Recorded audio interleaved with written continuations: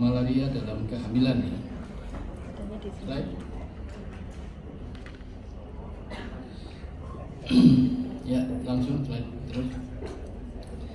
Jadi tujuannya adalah menjelaskan epidemiologi dari malaria, kemudian komplikasi kepada ibu maupun bayinya, dan bagaimana prinsip manajemen atau strategi pencegahannya. Ya. Faktanya tentang malaria dalam kehamilan, sekitar 25 juta ya wanita di Afrika hamil di daerah endemik. Malaria lebih sering dan dipersulit selama kehamilan. Kemudian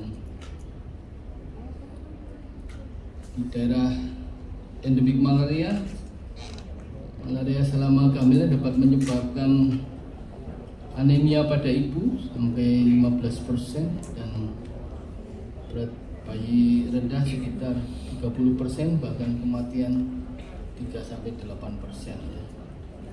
Baik,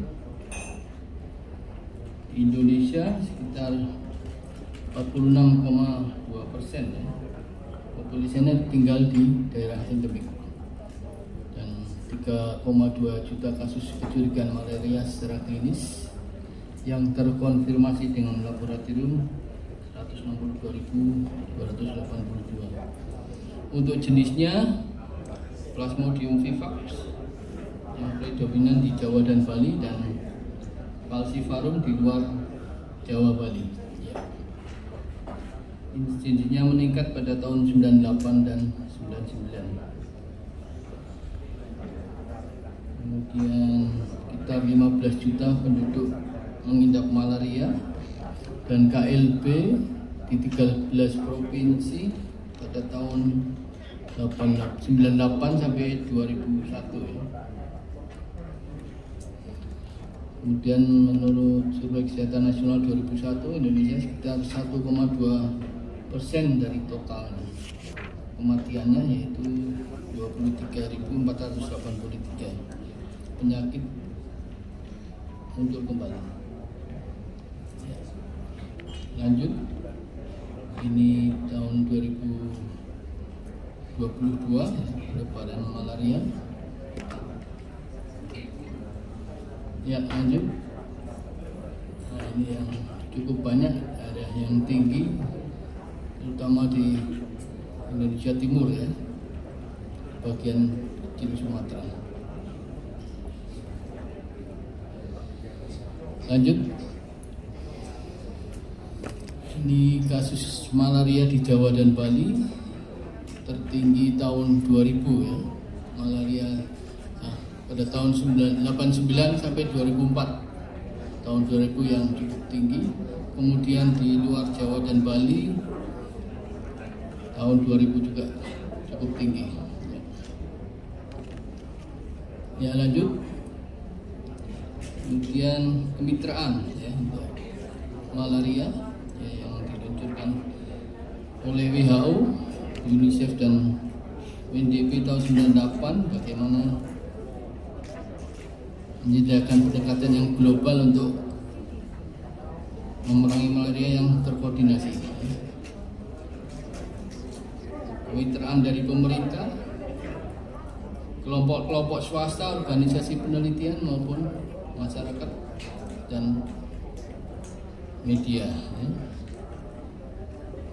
Kemudian dari visi tahun 2015 Millennial Development Goal terkait malaria itu tercapai, yaitu malaria tidak lagi menjadi penyebab utama kematian dan tidak lagi menghambat atau menghalangi bagi pembangunan dan pertumbuhan sosial ekonomi dimanapun di dunia. Ya, lanjut. Ini nyamuk Anopheles ya. Ada perbedaan dengan yang lain, yaitu dari posisinya, dia badannya akan lurus ke atas kalau yang Anopheles. Yang lain dia akan ke bawah. Ya, ini jenis nyamuk. Ya, berikutnya, right, untuk ekologi malaria dan bahan manifestasi klinisnya, yaitu kalau manusia terinfeksi, jadi dari nyamuknya ini bisa terjadi akut, kronik, ataupun pada yang hamil, terutama yang hamil ini pengaruh pada fetus dan maternal. Kalau pada janinnya bisa menyebabkan berat badan naik rendah dan kematian ya. Sementara pada ibunya bisa akut anemia yang mengurangi produktivitasnya, mengganggu. Ya, lanjut. Efek malaria pada kehamilan ya, terkait dengan peningkatan tingkat penularan dan kekebalan individu yang terpapar di daerah endemik penularan tinggi, daerah endemik atau yang stabil malaria, atau di daerah yang transmisi rendah atau daerah non endemik atau tidak stabil. Komplikasinya ada maternal yang di daerah endemik, anemia terkait dengan malaria dan demam, dan sequestrasi plasenta. Kemudian yang di daerah non endemik, resiko penyakit beratnya lebih besar dan resiko kematiannya lebih tinggi. Kemudian dapat menyebabkan anemia, hipoglikemi, edem paru atau gagal ginjal ya. Jadi lingkup ANJ yang terfokus biasanya mayoritas ibu hamil hanya memerlukan yang layanan normal aja ya, untuk perawatan dasar yang mempertahankan kehamilan. Hanya sedikit yang memerlukan perawatan tambahan untuk mengatasi ketidaknyamanan umum dan kebutuhan khusus. Dan sedikit yang memerlukan perawatan khusus awal untuk mengatasi komplikasi dan mengancam juga.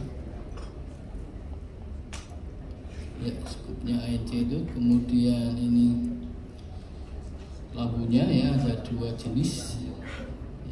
Yang satu sampai diselipkan di bawah tempat tidur, yang satunya hanya di bawah tikar aja.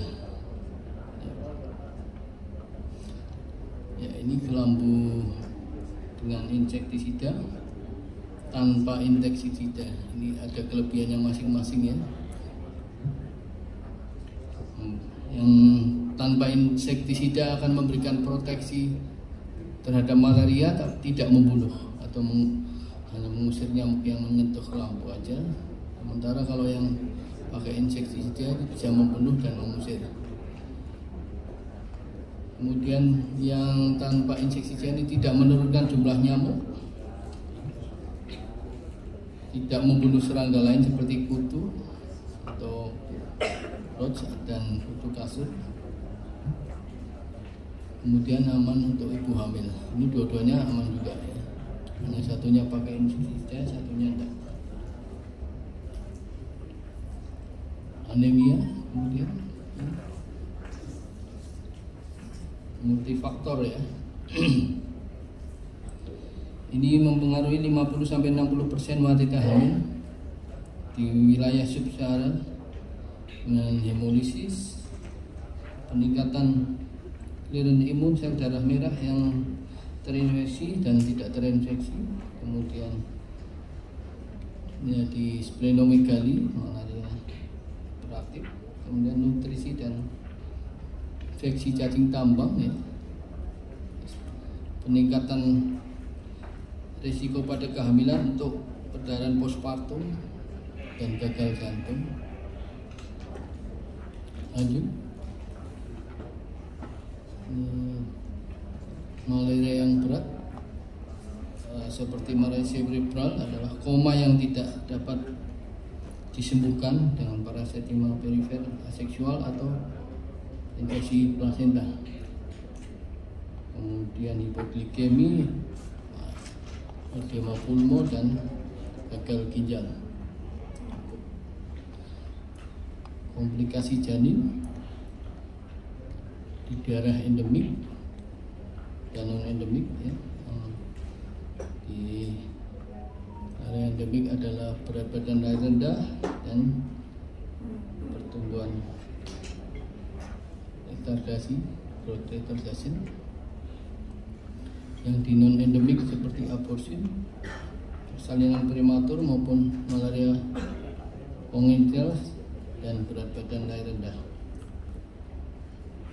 Diagnosis malaria ini biasanya berdasarkan tanda dan gejala pasien, riwayat klinis dan pemeriksaan fisik, dan atau konfirmasi laboratorium parasit malaria jika ada ya.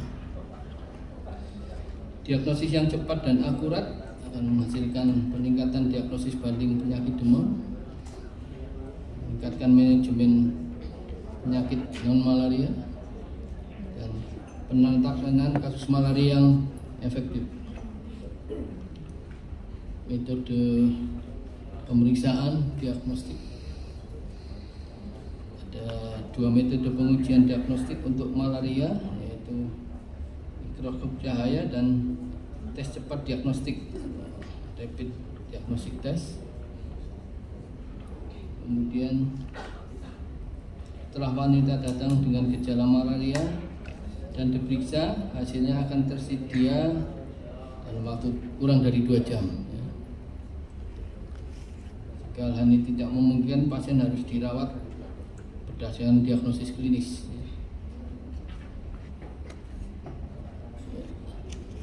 Mikroskop untuk identifikasi spesies, kuantifikasi untuk padatan dari parasit yang akurat, efikasi obat, pemantauan tes diagnostik lain, dan biaya yang lebih rendah saat turnovernya tinggi, kemudian dapat direproduksi lagi. Mikroskop memiliki aplikasi lain, yaitu untuk TB, cacing, dan lain yang sudah ada di klinik. Ya, ini tes cepat rapid testnya, hampir sama kayak rapid test lain. Lanjut, ini cara membacanya ya. Lanjut aja. Ya, indikasi pemeriksaan diagnostik yaitu untuk wanita hamil dengan diagnostik parasitologi disingkirkan sebelum memulai pengobatan. Mereka yang tinggal di atau berasal dari daerah dengan penularan yang tidak stabil adalah kandidat yang paling mungkin terkena malaria berat yang dapat mengancam jiwa. Ini sebagai uji kesembuhan pada klien yang sudah berobat malaria tetapi masih mengalami gejala. Jika pengobatan memadai, klien mungkin terinfeksi ulang atau memiliki masalah lain yang menyebabkan gejala serupa. Obat palsu atau yang kualitas buruk juga dapat menjadi penyebab kegagalan terapi. Diagnosis klinik biasanya berdasarkan gejala pasien dan temuan fisik pada pemeriksaan. Gejala pertama malaria dan temuan fisik seringkali tidak spesifik dan umum terjadi pada penyakit lain. Lanjut, tipe dari malaria biasanya tanpa komplikasi ini paling sering, yang berat bisa mengancam jiwa, dapat mempengaruhi otak. Wanita hamil mungkin terkena malaria berat daripada wanita yang tidak hamil. Ya, lanjut. Mengenal malaria pada ibu hamil, yaitu yang malaria tanpa komplikasi, biasanya demam, menggigil, sakit kepala, nyeri otot, mual, atau nyeri pada nyeri persalinan palsu. Kemudian yang malaria berat, tanda-tanda malaria tanpa komplikasi plus satu atau lebih dari berikut ini, yaitu bingung atau ngantuk atau koma, kemudian nafas cepat, sesak, dyspnea, muntah setiap kali makan atau tidak bisa makan, kelopak mata bagian dalam, mulut dan lidah dan telapak tangan pucat, penyakit kuning. Lanjut. Ini terapi kombinasi Plasmodium falciparum telah menjadi resisten terhadap obat tunggal, mengakibatkan pengobatan yang tidak efektif dan peningkatan mortalitas dan morbiditasnya. WHO sekarang merekomendasikan agar negara-negara menggunakan kombinasi obat untuk memerangi malaria. Jadi resistensi obat jauh lebih kecil kemungkinannya dengan terapi kombinasi dibanding dengan obat tunggal. Ya. Tipe kombinasi terapi yaitu artemisinin based combination terapi atau ACT. Penggunaan simultan obat-obat yang termasuk derivat artemisinin bersama dengan obat anti malaria lain. Kemudian kombinasi ini saat ini merupakan pengobatan yang paling efektif untuk malaria. Untuk trimester kedua dan ketiga, ACT harus menjadi pengobatan lini pertama jika tersedia dan sesuai dengan protokol lokal. Memilih terapi mengikuti panduan lokal mengenai terapi kombinasi mana yang digunakan jika ada dan cara menggunakannya. Kemudian untuk malaria tanpa komplikasi pada trimester pertama dan untuk malaria berat pada trimester manapun, KINA adalah obat pilihan. Jika ACT adalah satunya pengobatan efektif yang tersedia, mereka dapat digunakan pada trimester pertama. Penanganan malaria dalam kehamilan dibedakan berdasarkan usia kehamilan, trimester kehamilan. Untuk malaria tanpa komplikasi, trimester 1 KINA, trimester 2 sampai 3 adalah ACT. Primaquine tidak diberikan. Kemudian dosis untuk pengobatan dengan ACT sama dengan orang dewasa biasa.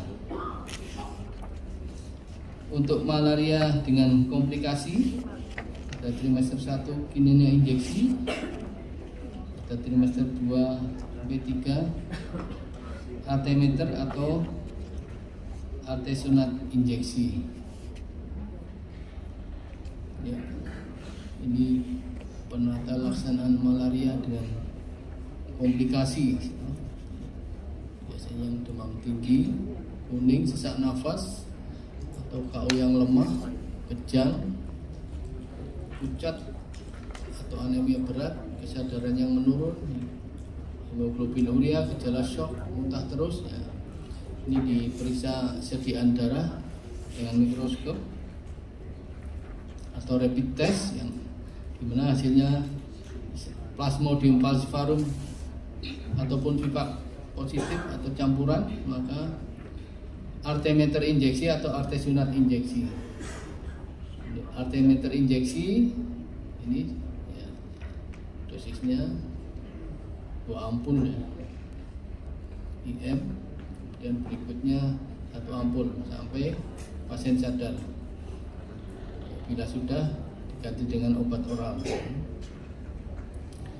Yang artesunat injeksi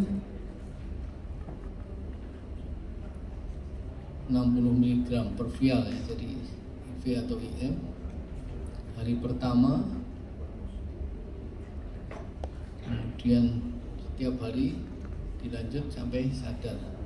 Bila kamu perlu ini lini 2 menggunakan Kina hasil 25%, pemberian loading dose 20 mg per kilogram berat badan per 4 jam. Ya, ini saya rasa kita tidak familiar untuk terapi yang ini ya. Mungkin kalau yang di daerah endemik sering ketemu, agak familiar, kita bahkan nggak pernah ketemu, jarang kalau di Jawa.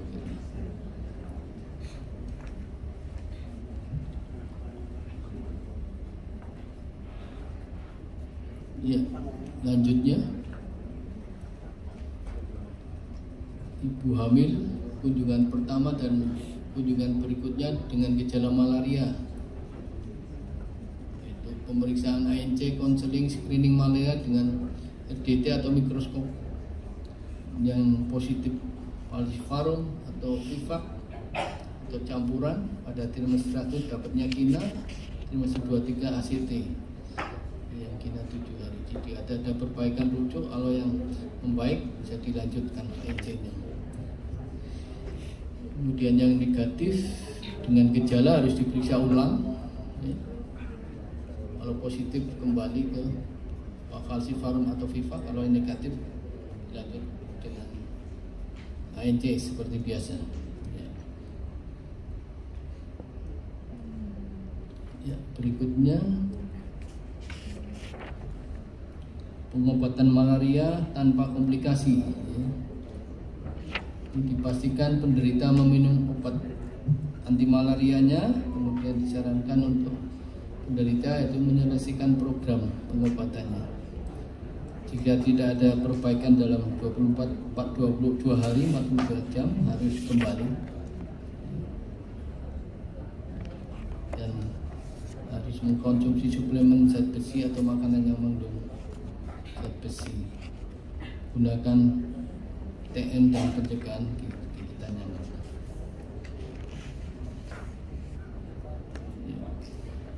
Simpulannya, perlu sosialisasi protokol pengobatan anti malaria, perlu ditingkatkan kerjasama dan pendekatan tim dalam pemberantasan malaria antar kesehatan dengan sektor terkait, serta mengembangkan strategi baru, meningkatkan pendidikan kesehatan pada komunitas akan bahaya malaria dan pemeriksaan antenatal dini dan teratur ya.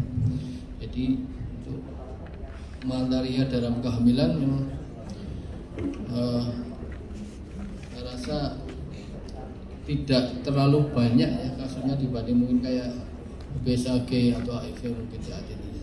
Mungkin yang hanya di daerah yang luar Indonesia Timur dan mungkin yang cukup banyak. Jadi kalau kita pernah di daerah endemik flu biasa mungkin